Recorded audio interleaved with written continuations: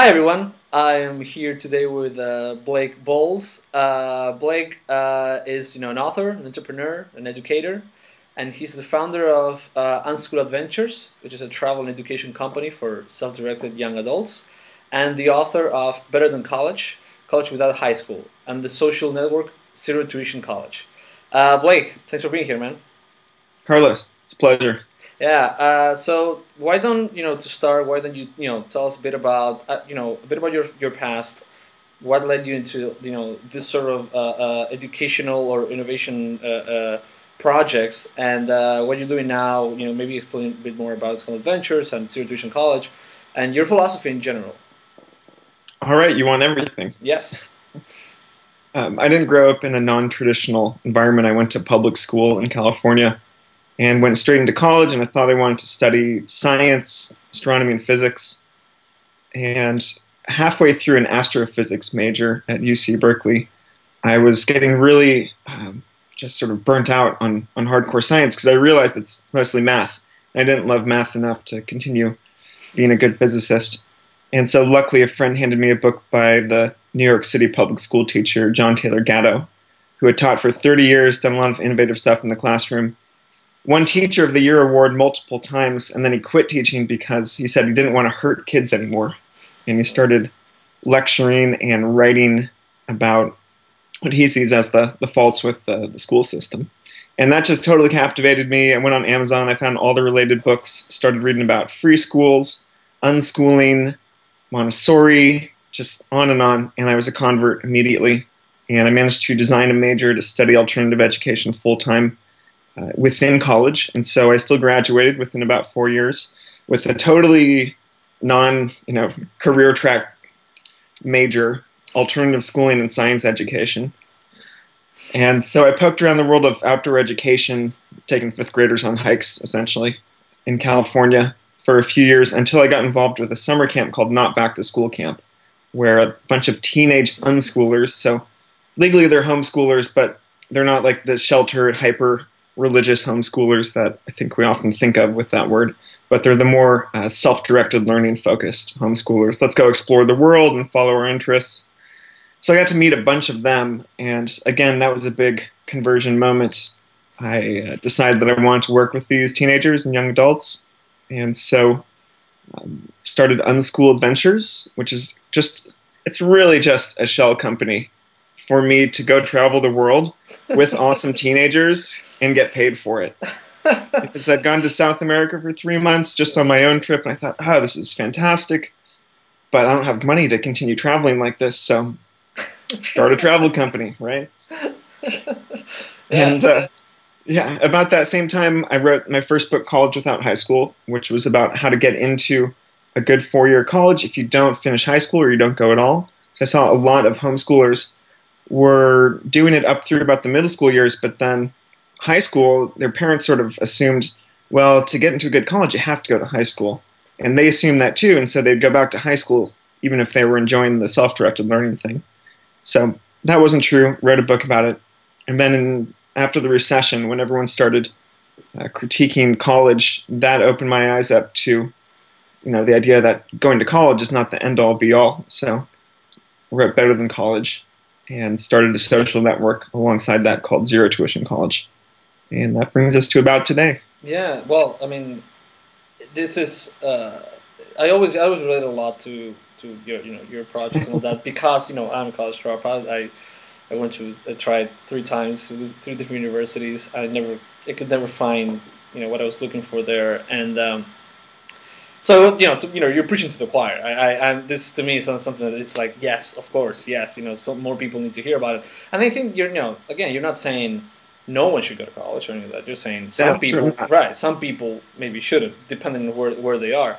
I was curious, like, what is it that what is it that drives all this? What is it that I understand that your past and your experience kind of help you see different things that maybe some people didn't. So you kind of found that niche where you could help people because of your experience. But looking forward, what is it that what's your drive to do all these things?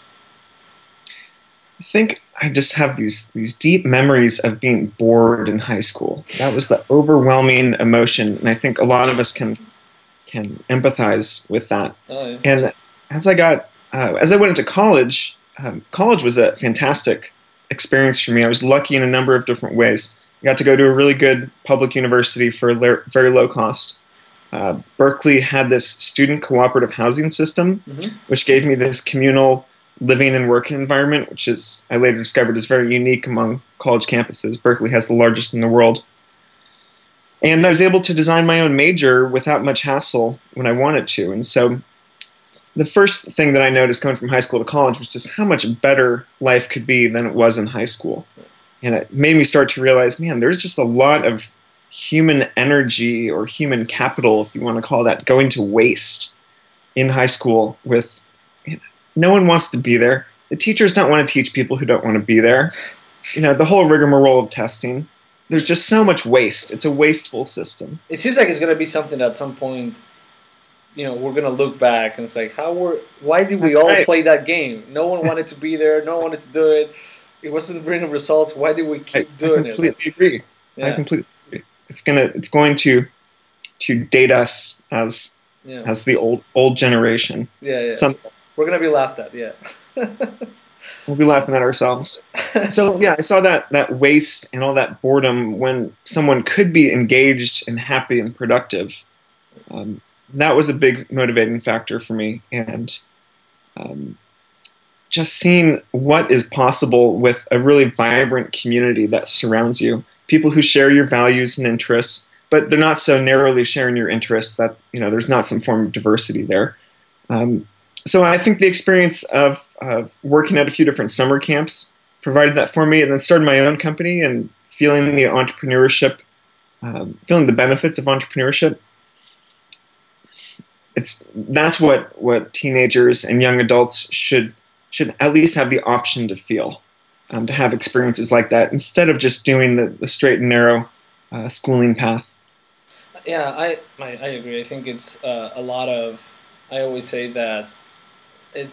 What I realized in my life, talking to a lot of people and mentors and fellow students when I was going to college and eventually people, entrepreneurs and all that, is that really sometimes what holds people back is not lack of potential or lack of interest or lack of talent or even lack of resources. It's really lack of information. They don't know there's other options.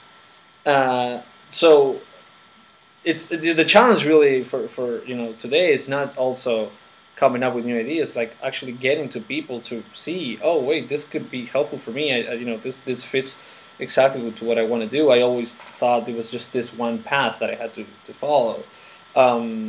So lack of information is definitely a problem, and at the same time, the other problem is that when everyone's on the same path, the competition and how do you stand out? How do you actually? I don't know how. So how do you help the people that institution college or the people that go to with your adventures? How do you help them figure that out?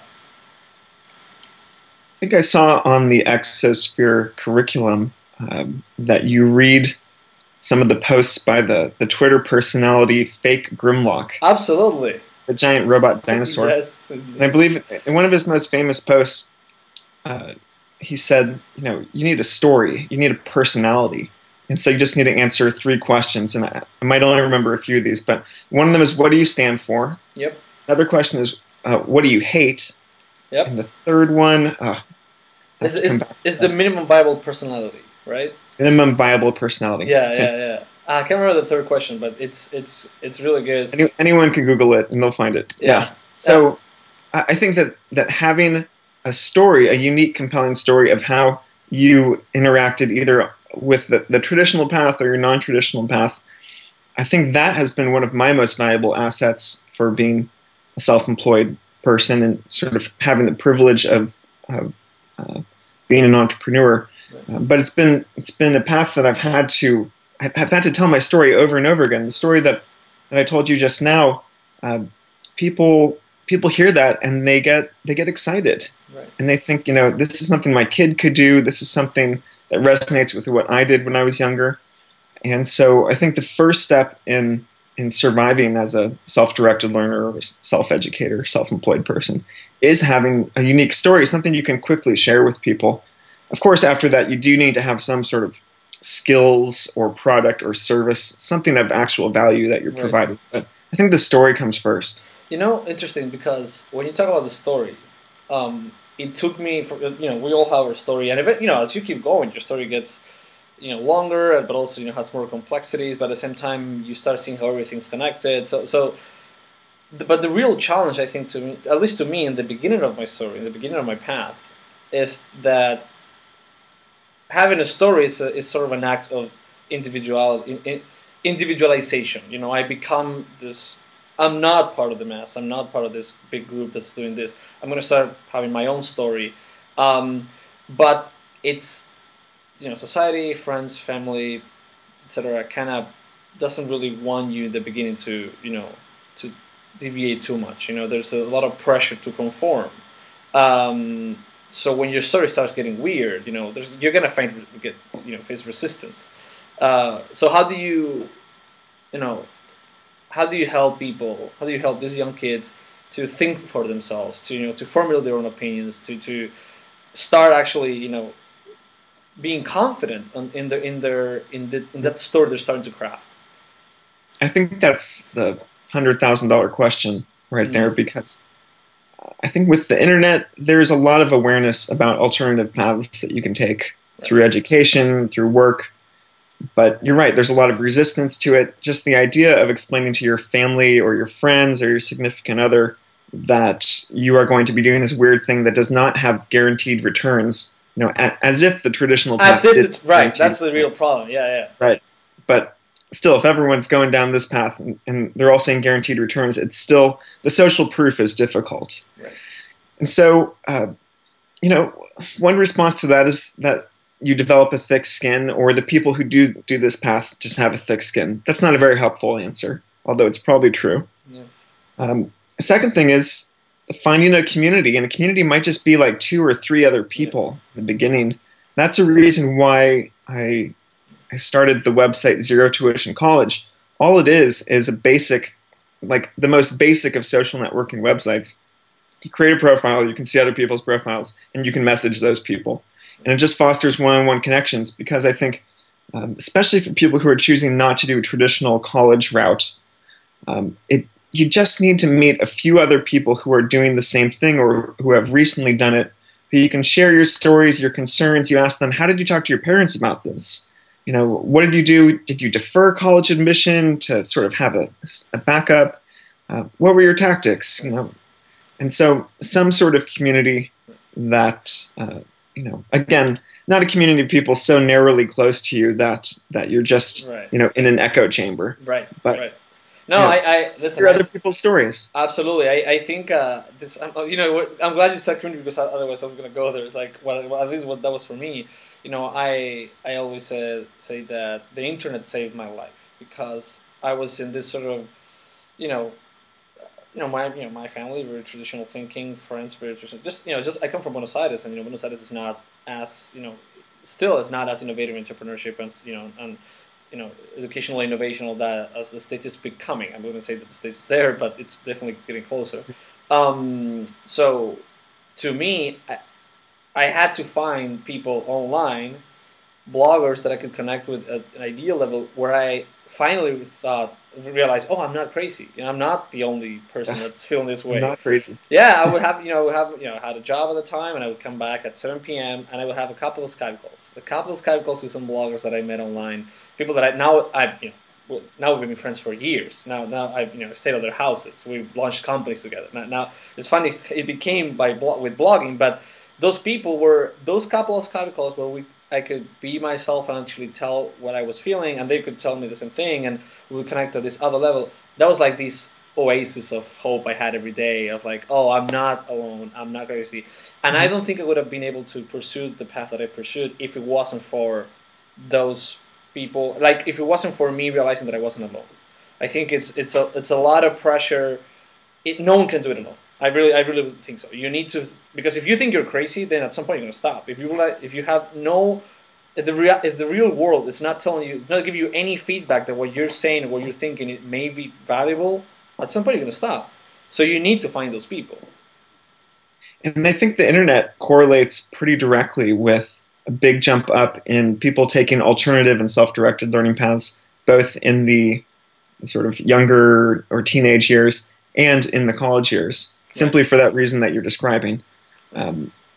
Just in the United States, homeschooling was illegal in most states. It's a state-by-state thing. In the 70s, and then in the 80s, there was a various push by a weird coalition of sort of back to the woods, hippie, crunchy types, and then also typically pretty religiously conservative people who each wanted homeschooling legal for their own purposes. And so they pushed for legalities, and now it's legal in every single state in the United States. But there's this massive jump since essentially the early 90s. It's hard to really know how many homeschoolers there are, but people estimate that there's a 10% year growth rate. Oh, wow. And there might be 3 million or 4 million now. Some people just don't report to the state.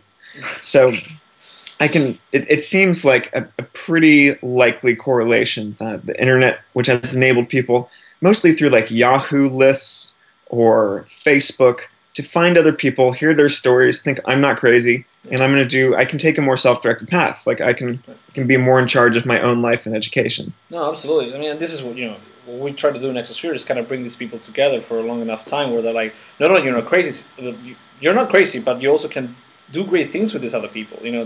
I'm sure when in your adventures, these kids, once they meet each other and they get to know each other at a deeper level, they start looking forward. Now you get them out of the threat of the moment and this feeling of I'm lonely. You actually, I think, not that once you find these people, I think that's when people dare to dream, right? They dare to look forward and picture a better life with those values that they actually have instead of the ones that society is kind of pushing to them. So when you talk about homeschooling or unschooling or on college or whatever the new paths are, what are sort of like the fears or sort of common beliefs that you think are not really true? What are some of those things that you encounter the most? What are the things that people tell you all the time? It's always socialization when you're talking about homeschooling or unschooling. Because the word homeschooling is pretty terrible. Unschooling is a pretty terrible word also. That's why I'm trying to just use the phrase self-directed learning, more of a mouthful but more accurate. Yeah. Homeschooling, people think you're at home, your mom is teaching you algebra, you're interacting with your siblings, and maybe a pet. Unschooling, people don't even know what to think because it's unschool, you're not school, so what are you? Yeah. Defined by a position, yeah. But socialization is a pretty big red herring as far as the actual homeschoolers and unschoolers who I know. They're highly social people, and the advantage for these young people is that they're not just socializing with their people plus or minus 1 year of their own age. They're socializing with a much wider group. Oftentimes they'll have some sort of work or internship or apprenticeship opportunity where they're actually working and learning from adults who are not sort of paid babysitters like a lot of teachers can become. Yeah. And so the social thing, yes, it's possible that you can be under-socialized, if that just means like have less contact with people than you want to. That's a possibility, but it's really not as big an issue as people make it out to be. And oftentimes the socialization that you get in school is terrible. I was going to say, yeah. Yeah, it's like being thrown into a wolf pit sometimes. Yeah, well, because you're first of all the idea that we should be friends with people that are the same age is just crazy. That's so arbitrary. But also when you at least what's happened to me is that you may socialize with more people, but that doesn't mean stronger bonds or meaningful bonds at all. I remember. First of all, I don't even hang out with almost anyone that I used to hang out with in high school. But not only that, I remember people that went through high school and they were never friends with anybody in that classroom. I guess they had friends, but they were outside of school. So at that point, you're kind of in the same situation as a homeschooler, right? And I think that's really the important thing is homeschooling or unschooling. They're self-directed learning. Really, it's a lot closer to what the real world is as soon as you get out of high school in terms of socializing as well. Any office in the world has people in different ages, different backgrounds. It's just that's how it is. That's how the real world works. Sometimes you have I've had younger mentors, older mentors. I had a lot of different things, right? And if you want to build quality connections with people, you have to put yourself out there and actively pursue them. And that is something that I've seen a lot of homeschooling families do pretty well, which is encourage their kids to go proactively make these connections, whether that means sending an email to somebody you've never met before, walking into a business or a college or an office to try to introduce yourself. Those sort of skills, I think, are sort of entrepreneurial bread and butter skills. And you can go all the way through college and maybe even graduate school, maybe even business school. I haven't been in business school, but you can go through without ever developing those skills because everything is being handed to you on these plates. And you're just doing a lot of reading and not a lot of doing. I agree. And listen, I see that. I never been to business school or grad school, but I see people that come out of those environments and they cannot socialize. They don't know how to email somebody, like cold email somebody. I'm not talking for sales. I'm talking talk to someone that you want to connect with. Yeah. They don't know how to approach someone in a meeting, in a social encounter.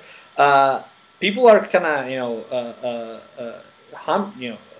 just limited in their ability to engage socially with other people because they've been what Taleb calls touristification. They've been going through this process which is so safe, uncomfortable, unpredictable, where somebody else tells you who you need to talk to. Yeah, yes. Here's who you need to talk to, here's how long you should talk to them, here's what you need to talk about. And the moment you get out of that, the world has none of that. And the people that kind of break those rules or just ignore them actually, those are the people that just get ahead because they realize that the world is a lot more fluid, it's a lot more undefined. There's no right or wrong way to do things. Sorry, go ahead. You can pick up these sort of social skills in high school or college, but the question to parse out is, did I get these because of college or did I get these in spite of college or school? Right. Were my parents going to sort of pass on these skills to me anyway? Did I learn this from a summer camp or from a group of friends that I would have been hanging out with anyways? And so, a lot of people get pretty defensive about being in college, less so being in high school. And they say, well, I learned some really interesting and important things in these places. And I feel like when you get into these discussions, you shouldn't be like, oh, no, you didn't. That's stupid. Formal education is stupid. No, you're just going to alienate people. Right. But do say, okay, where exactly did this happen? And could this only have happened in this formal, structured environment? That is the most important, I think, element of that kind of gets left out. The thing that no one discusses when they defend their educational experience is opportunity cost, right? And it's so hard to see because I think that's the reason it's rarely discussed is because it's really hard to discuss about something that never happened.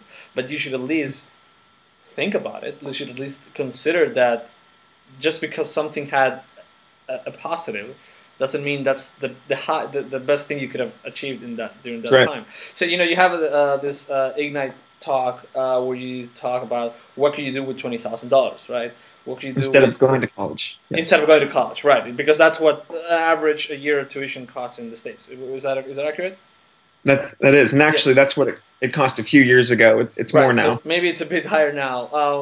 So that angle is what people rarely question, and I think that's a real danger. The real danger is when anything is assumed to be true and valid, whatever you say, and that is a problem with education because people are jumping in this path with a lot of debt. I've been spending a lot of time in the States recently, and I met a lot of people that are going to college or graduated with a lot of debt, and they're all they're all in a mess. They are really, they don't like what they're studying. They don't like where they are. They do it just because you have to do it, and that's the most dangerous thing any belief can take, because the moment something is absolutely beyond any questions, now you let all sort of problems and mistakes I know happen. that's where all the hijinks happen. Yes. That's where, if anyone asks why is college tuition, continuously rising in price far faster than CPI or healthcare, it's because it's this blatant assumption that it's an infallible investment. Right. Oh, you go to college, you will always earn more, and so it's always validated for you to spend more on college. Yeah, it's really risky. And here's the thing: I come from a country where no one gets a loan to go to college. In Latin America, no one gets a loan. You just either you can pay for it or you can't. And if you can't, you go to public school, and it's fine. There's no misconception. There's no, oh, that's the school you're going, then you're going to a worse. No one thinks it's a worse school or it's a worse system. It's just you get some benefits of the public one, some benefits of the private one, and you pick and choose whatever. But no one assumes you have to pay all this money for it. So when I look for from an outsider perspective, it's always been mind-boggling to me how little people question that. You have in this Ignite talk, one of the things you say is, because since we're talking about how no one questions this value, this idea of how you go to college as a must, you say that it's because it's dangerous to question education. And why is it dangerous? Why is there so much emotion, coming up with people when we question or debate education?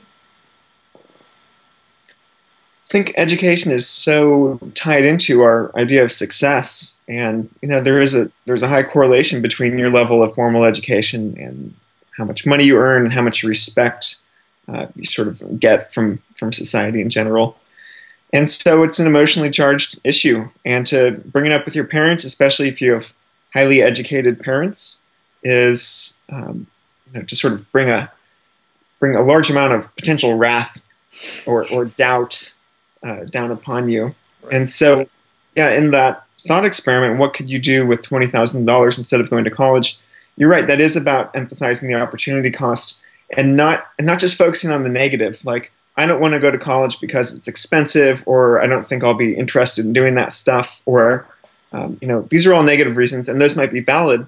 But if you're going to convince people who are invested in your lives, usually your parents, and who might be helping you support yourself, at least for a little while, because you're not going to college, then you need to present a positive case.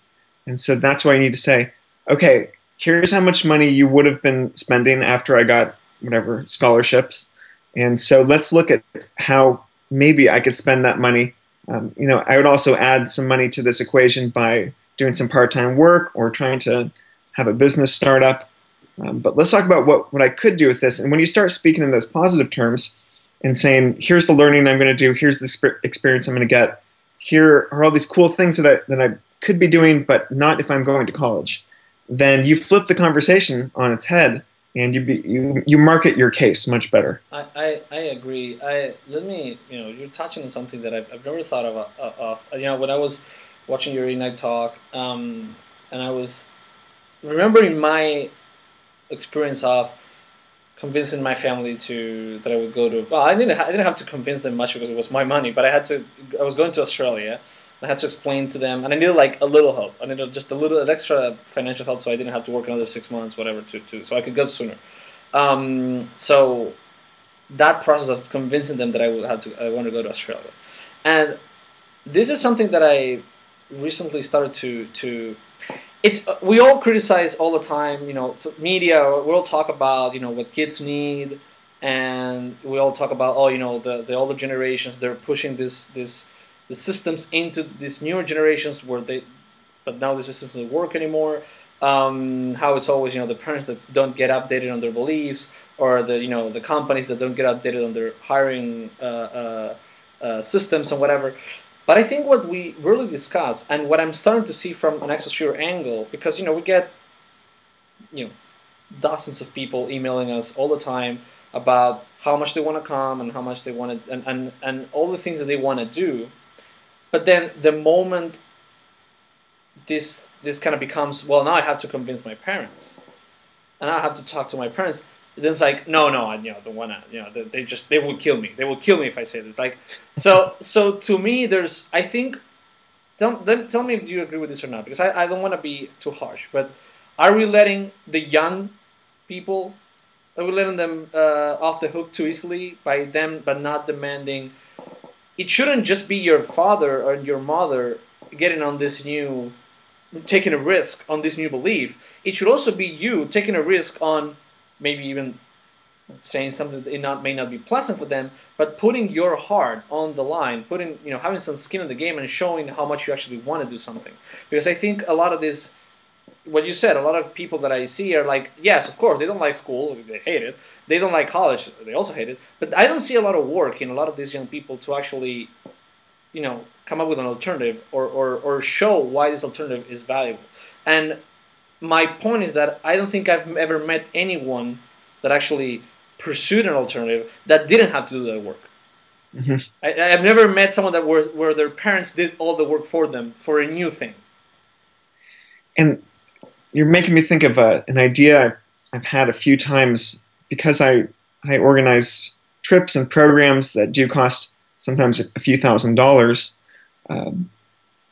I've thought about, now I'm going to do this one of these days, having a funding requirement. Let's say if it's a $4,000 program, that $1,000 or $2,000 of this program must be generated by the program participant, and you have to prove it through pay stubs or through a crowdfunding campaign, or you need to have something that shows that you actually generated this money. There are many different ways to make this money.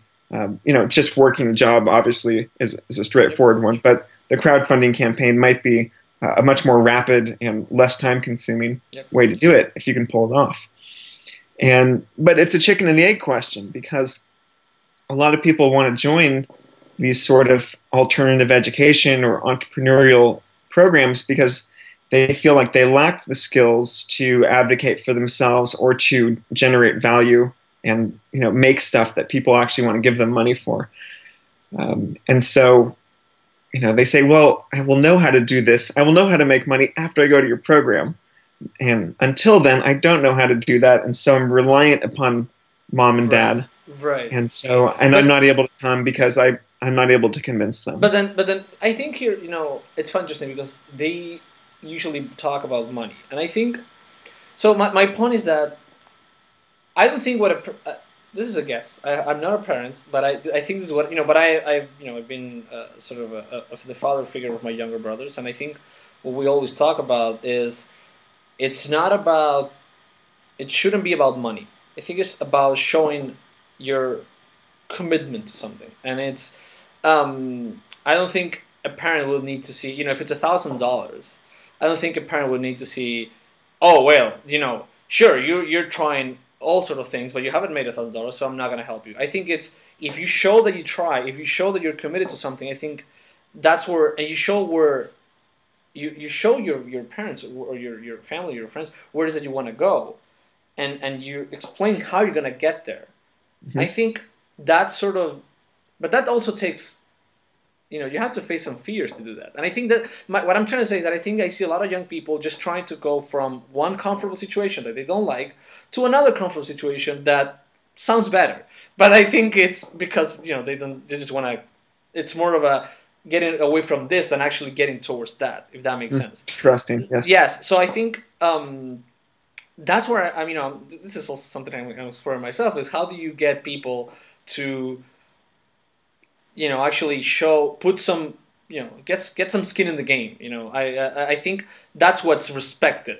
A parent will respect you when you have skin in the game in your decision. I agree. And I think that phrase is, I heard that recently from the author Nassim Taleb. Exactly, from Anti-Fragile, yes. Anti-Fragile, that's right.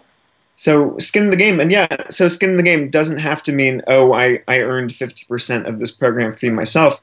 For some parents, if that is who's going to be funding your gig, it just might mean like, here's my plan. here's my schedule. Right. Like for the next 6 months, if you help me get to this exosphere program in Yeah. Santiago, Chile, for 3 months, then I'm going to come back and I'm going to dedicate these next 3 months to using the skills that I gained there to make enough money to repay X percentage Yes. of the money you're lending me for this program.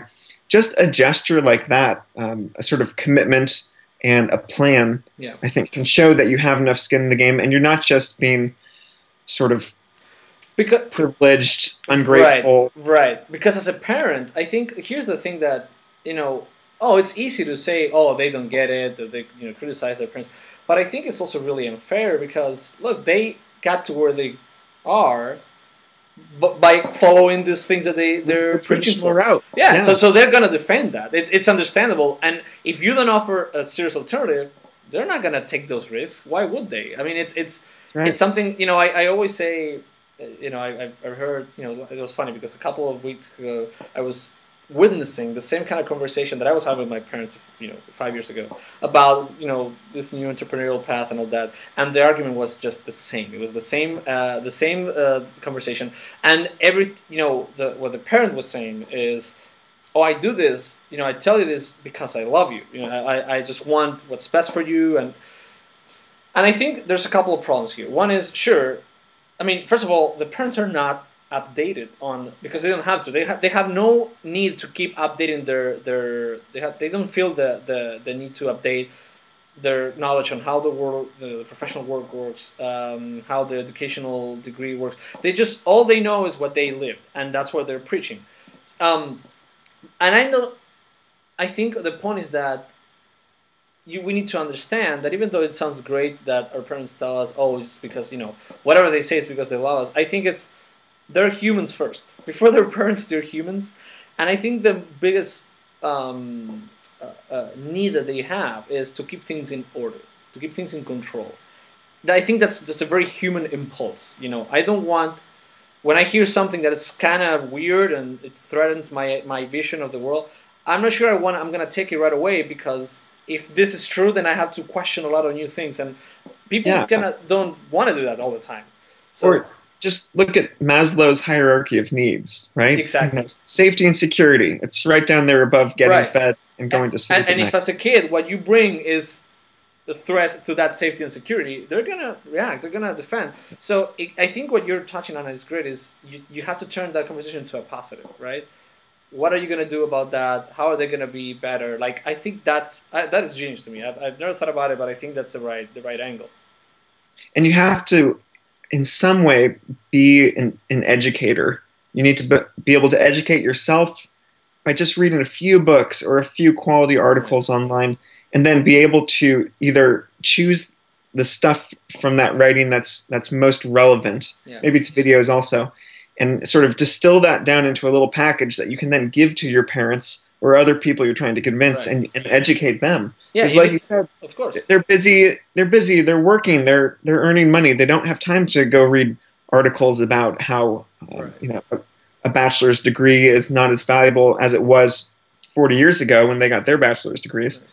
No, it's true. So, I remember when I would talking about Australia, it was almost like a business presentation. I had all this images and text and all this. That's it. You have to be a salesperson. Exactly, because you have to. Small degree. Absolutely, you're trying to convince someone of something that you think is important. I mean, and this is an important thing. What I see now, and I don't say this is the case for everybody, but I think sometimes when someone it's not willing to try to do that convincing, that persuading, I wonder how much you really want it. I really wonder how invested you're in that path, because if you're not going to put the work to show others that you care about how this is important for you, I don't know then if you're really, everything that's important for us, we know how to defend, right? And I think, but let me just bring one more thing, and then we can wrap it up. But that you also talk about in the video, and I think it's very connected to what we're saying, which is this idea of self-knowledge. And you say, and I agree with this, it's the most important skill. Self-knowledge is the most important skill. So what is that you mean by that?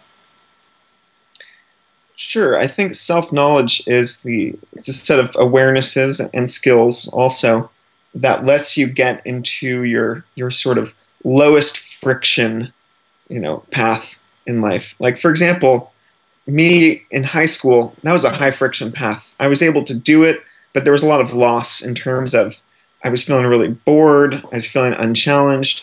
And so self-knowledge is what tells you, like, it's that little siren that goes off when you're in an environment that's really not good for you and says, you need to get out of here and find something else. Like, if you're pursuing art full time and that little siren's going off because you have self-knowledge, you say, I need to be, actually, art is not my thing. I'm realizing this is just what my parents are both artists. They wanted me to do it. Instead, I'm really into, I don't know, let's choose something totally opposite, like commercial banking. Okay. Right. Like, I need to go to Wall Street and work with finance. Right. Or vice versa. Everyone tells you to go into finance and you're like, oh, I need to be an artist. And so it's a tricky thing to catch, self-knowledge, or to build. And it seems to me like kind of the only surefire way to do it is to throw yourself into a lot of different situations, take on different responsibilities, and meet a big diversity of people. And any way that you can do that, do it. That's where self-knowledge is going to come from. And then all of a sudden, you can start making smart, informed decisions about your work life, other stuff, your romantic life, right. What you want to learn, what's not worth learning. So with self-knowledge, it's the ultimate good. That's at the end of the rainbow. Right, and it doesn't. And I think the kind of the point we're kind of touching on is that I think both of us would agree that we're not sure that traditional education is the best way to acquire that self-knowledge. That university, because we go back to this idea of the touristification. I think self-knowledge is almost by definition impossible to pre-package and to be transmitted. It's chaotic. It's just random by nature. You have to you don't know exactly how you're gonna get those lessons. But the one way you're not gonna get those lessons is by doing something everybody else is doing. You're gonna get them by but you're gonna define your path a little bit. Yeah, again, I want to kind of be fair to some traditional education environments. I was looking for a pretty broad exposure to a lot of different fields in like the liberal arts and the sciences, and to a certain degree, I got that in my college classes. Right. We can make a return on investment argument about whether it was worth the money right. that I put into it. But again, a lot of people do get positive experiences from traditional sure. Education environments. No, I agree. But like you said, it's the opportunity cost. Like, could you have gotten that same self-knowledge, the same benefits from other places? But I think it's not so much in that case. I go back to what you said before. I don't think it's so much about the system, but more about there's people that make the decision to go to traditional education from a self-knowledge perspective. They understand themselves and they know what they need and they know what they want. I think the problem that I'm touching on is people that, because of lack of self-knowledge and lack of wanting to develop that self-knowledge, they go to this thing that's already ready waiting for them, and it's not going to help them because that's not the process they should be going through. So it's I was talking to this girl the other day, 18-year-old girl, ridiculously entrepreneurial. She was the president of everything in high school and directed everything, and she's in school now and she doesn't like it, but she's already directing a startup and doing all these other great things, and what we were talking about is, sure, when you go and do great things in the future, someone's gonna say, oh, she went to this university. Yeah, but what about all the other people that was at that university? That was you, not the university. That was you already being very driven, really, someone that had a high degree of self-knowledge and high degree on how to apply that. Yeah, so it seems like the really vital question is, how do you ignite that flame in somebody, and how early can you do that in their lives? And to what extent can somebody even ignite somebody else's right. flame for self-directed learning or wanting to be self-knowledgeable? It's a real nature-nurture question without a clear answer. Yeah. But that is why I feel like continually compelled to work with younger people, teenagers mostly, because that is the first time that they are kind of seriously questioning the world. They're going from a stage of just sort of accepting everything that their parents or other adults tell them, to the stage of questioning. And I feel like that's such a vital age range right there. And that's, for me, I feel like I can make the most difference by helping them sort of focus on the idea of building self-knowledge and being self-directed learners as early as possible. No, absolutely. It's kind of a no-brainer in college, right? Yeah. No, absolutely. I think, but let me actually add something to that, and then I'll let you wrap up with a few words. But let me add that what I'm seeing though is that, of course, the younger, the more flexible, the more malleable they are, and the higher the impact of that lesson to actually stick. But I'm seeing people in all sorts of different age groups, 30-year-olds, 40-year-olds, 50-year-olds, kind of facing that problem now. It's like, oh my God, I don't know what I want. I don't know who I am. I really don't know what I want to do. I just don't know I don't want to be here. I don't like what I'm doing now. I want to do something else. So I think what's happened is that the world is changing so fast, and there's so many new ideas coming at us all the time, that it used to be easier to kind of believe that what you did was, could sustain your life forever until you die. But now we realize that the world is not respecting that rhythm anymore, and you kind of have to ask yourself these questions a lot more often. Who am I? What do I actually want? Where am I going? The sort of questions that I'm seeing pop up in a lot of older people.